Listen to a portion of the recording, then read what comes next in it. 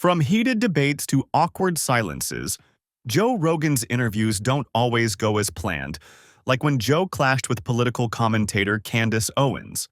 You don't think we have to care about the environment? Like, no, not even a little bit. Like, not even a little bit? No. Okay, let me clarify this. I don't throw trash on the ground. Like, okay. I'm not saying like we need to trash the environment. Like, but do I believe in climate change? No. Joe challenged her argument, suggesting the issue's laxity and questioning Candace's qualifications.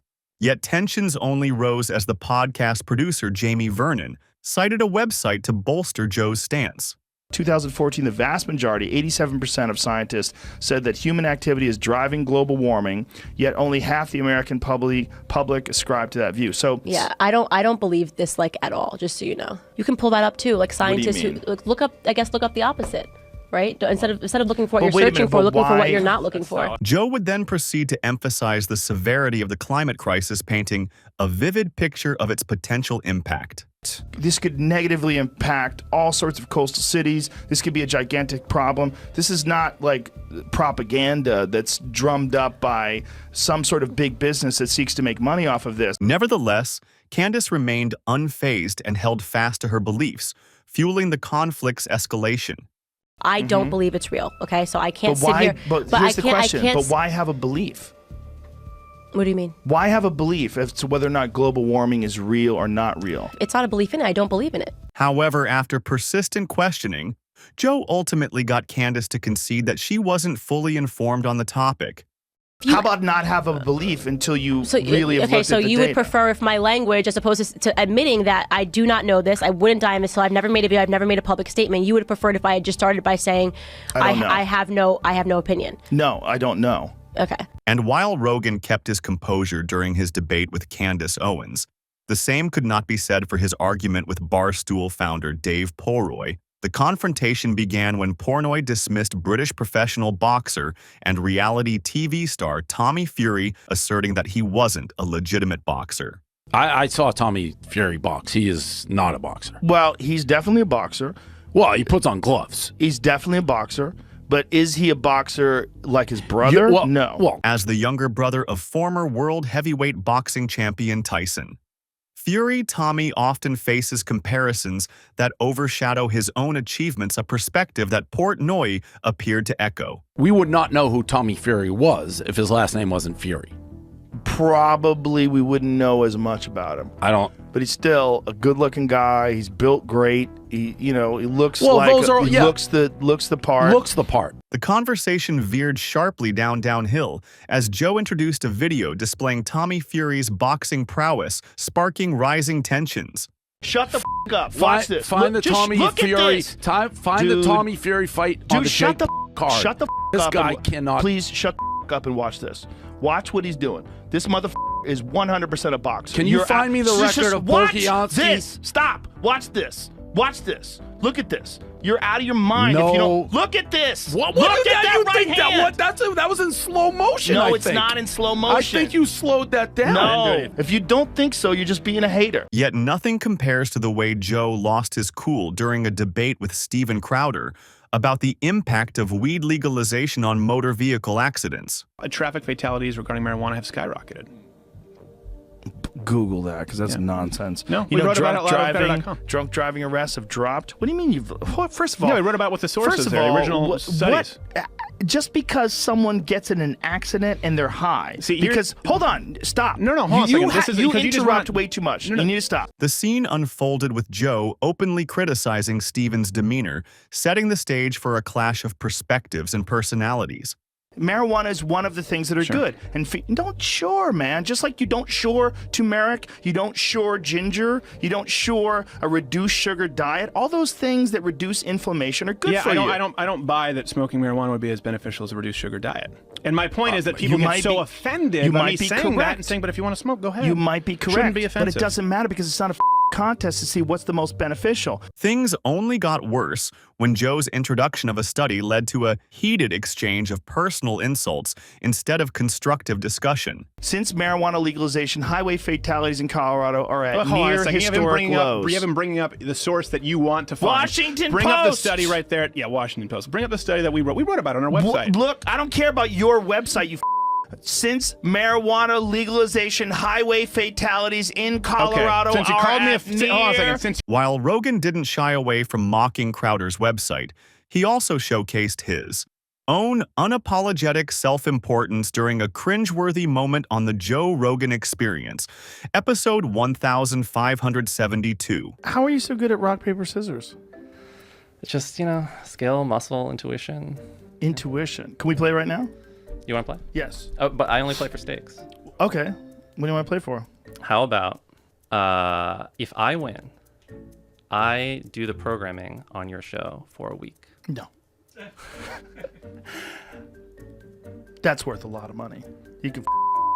What kind of money? What do you think I'm going to do? I'm not saying like the ads or whatever. I'm saying like programming, like who's going to be on. Yeah, who's going to be on. That's not possible. We're booked up months and months in advance. You were so confident until just now. No. Pick a month, few months off. That's ridiculous to flip a coin on that. There's no chance. Well, do you think that there's something of equivalent value? No. There's nothing that I can do. There's nothing that you could give me that would be worth a week of programming on the show. What are you going to give me? You'd have to day of programming? You'd have to give me a spectacular amount of money. I sent you a. All right, sounds like someone's scared to lose at rock, paper, scissors. It sounds like someone else is scared to lose. No, you're asking me for something that's ridiculous. You don't have anything. You don't have anything that's worth a week of programming on this show. You don't have it. That's rough. It doesn't exist. That's rough. No, it doesn't. It literally doesn't exist. Like there's There's nothing that you can have that you can offer me that I couldn't buy myself. I'll make you. I'll. People I think will be interesting. You'll enjoy talking with them. You can't. No. All right, fine. Okay. But that doesn't do. However, this wasn't the only extremely awkward moment Rogan has had on his show. In episode 607, a cring-inducing exchange unfolded as Rogan unintentionally disregarded kickboxer Joe Schilling's heartfelt sharing of his life's traumas. It was a really tough fight for me too. It was a really bad camp. It was probably the worst camp of my career.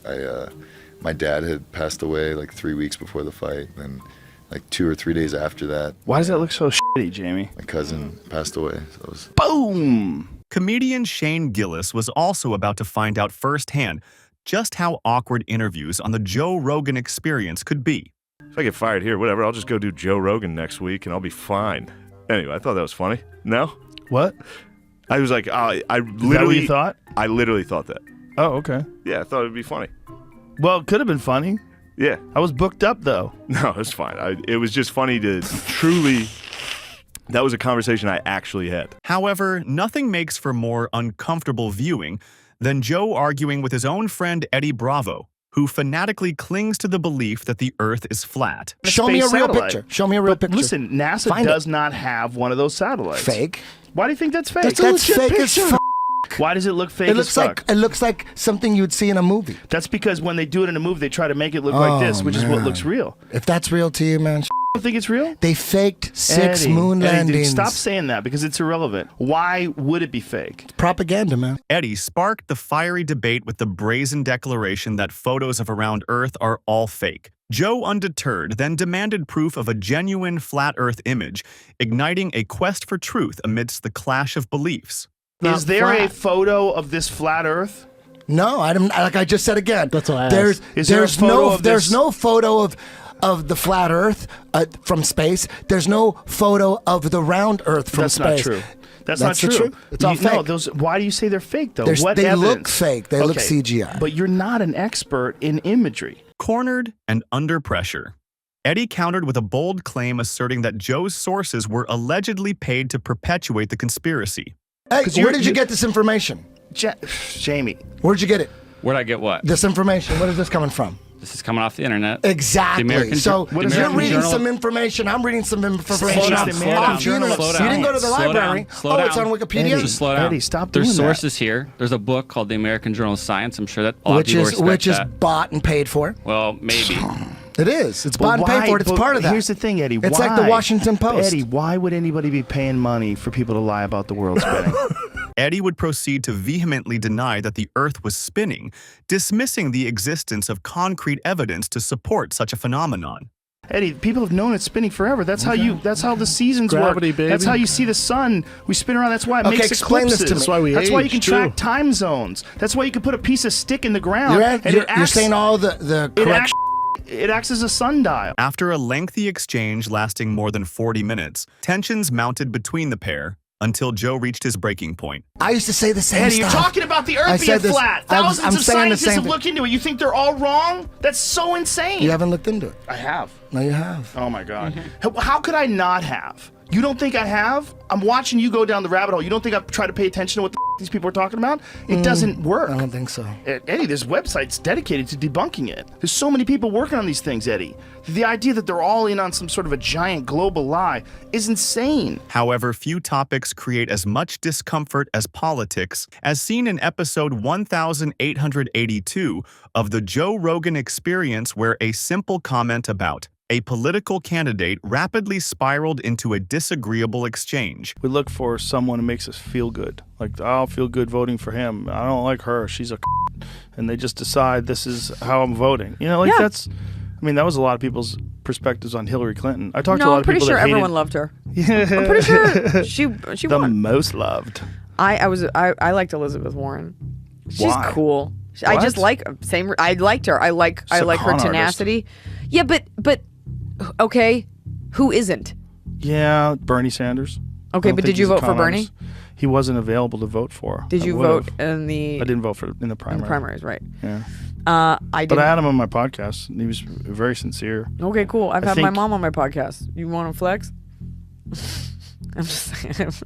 I think. But what about when Joe's guests disagree with each other, as seen in episode 1267, where two diet specialists with differing views began a heated debate about nutrition? You talked for a long time, and I'm going to talk for as long. The pair would go on to trade a series of underhanded jabs at one another, resulting in a distinctly tense atmosphere.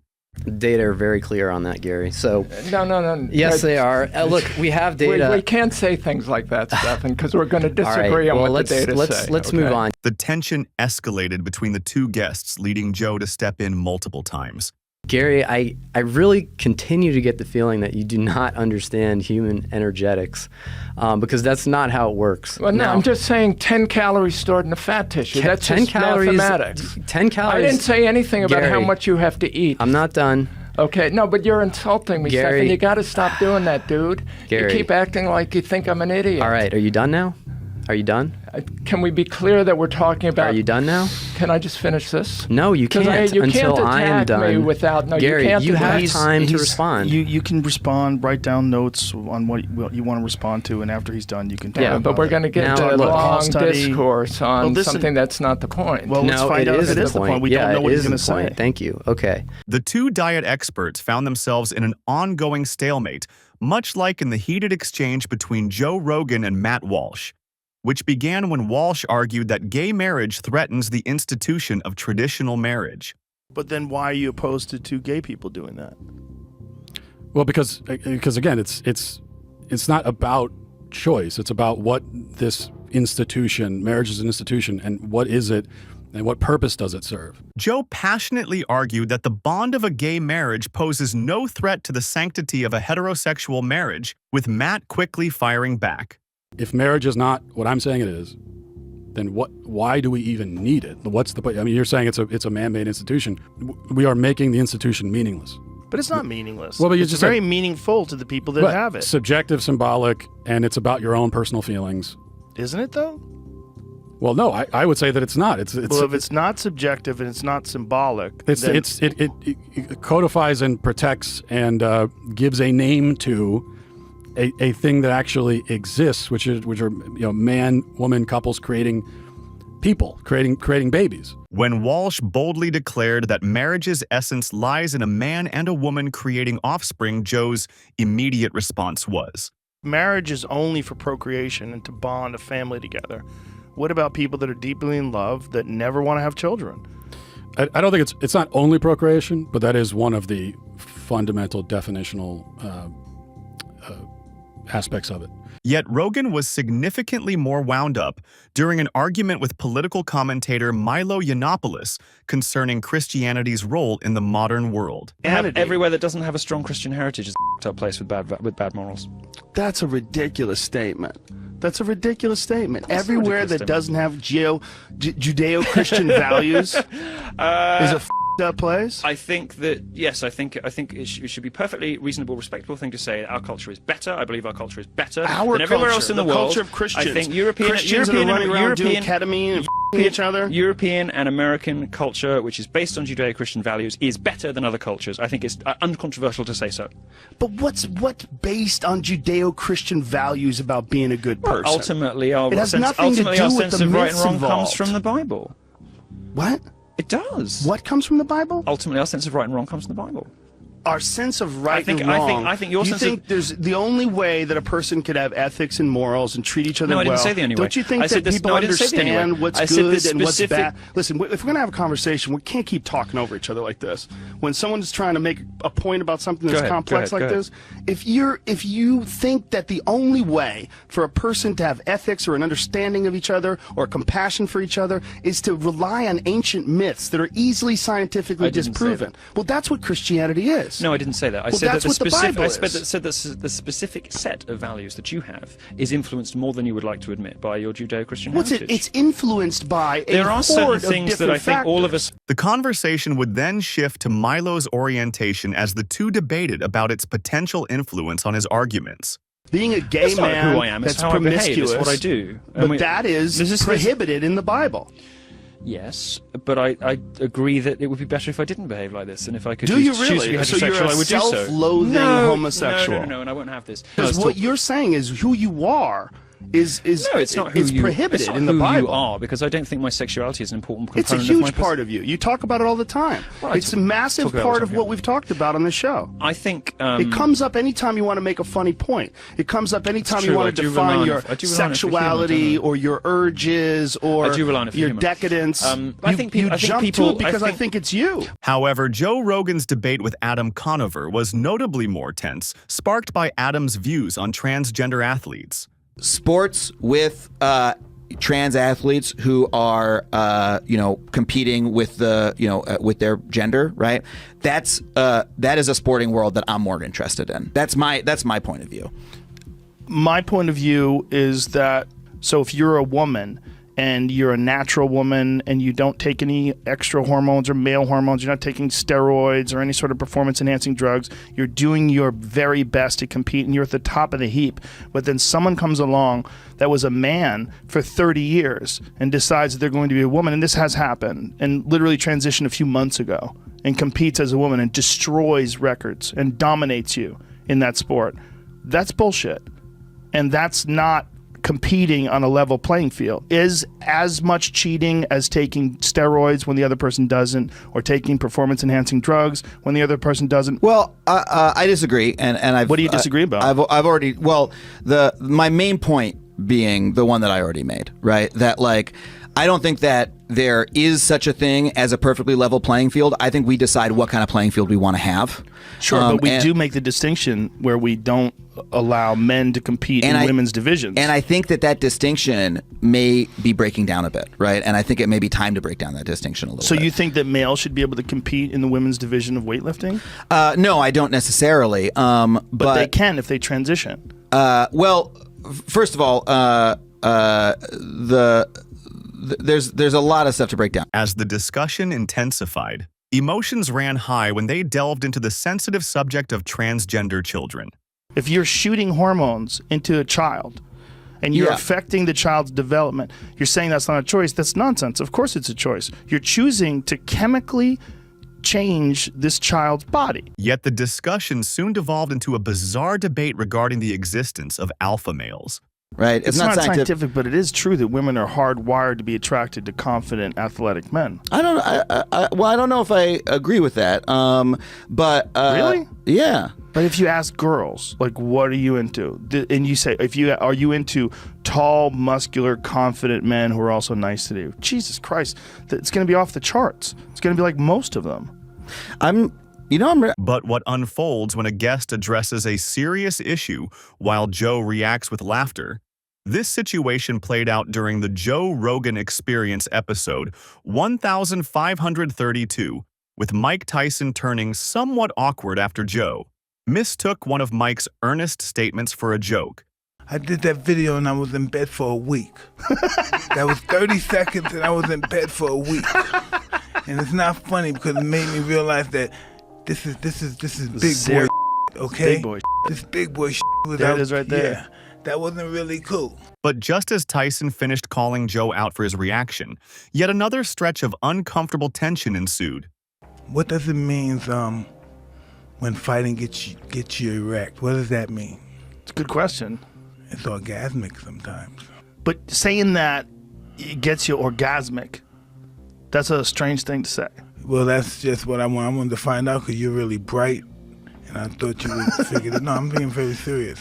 No, I know. I know you're being serious, but I mean, no one will understand that other than you. This ultimately led to further awkward silence.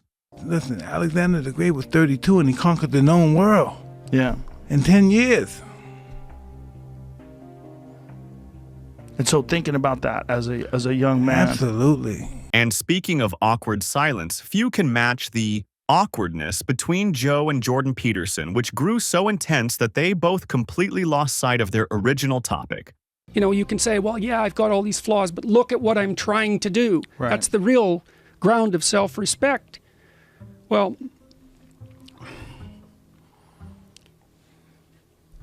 I'm off the track with the question. The ground of self-respect. I can't remember what you asked me. So we'll have to go to a different topic. What? How did we get on this? We were. You asked about the evolutionary basis of. Oh, that was a long time ago. I know, it's a rabbit hole that just doesn't disappear. But where were we just now?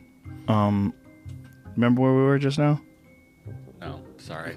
I'm distracted by something else that's happening right now. Oh, I know. We were talking about men. Yes. We were talking about men and what motivates them. The room would become similarly uncomfortable during a discussion with fungus expert Paul Stamets, where Joe inadvertently took his questions too far. What are the negative benefit or the negative effects of this? This is an explosive area of conversation, and that puts my life in danger. So I reserve the right not to answer your question. Whoa. I didn't expect that. It puts your life in danger talking about portobello mushrooms? He's looking at me silently. I will respectfully move on. Thank you.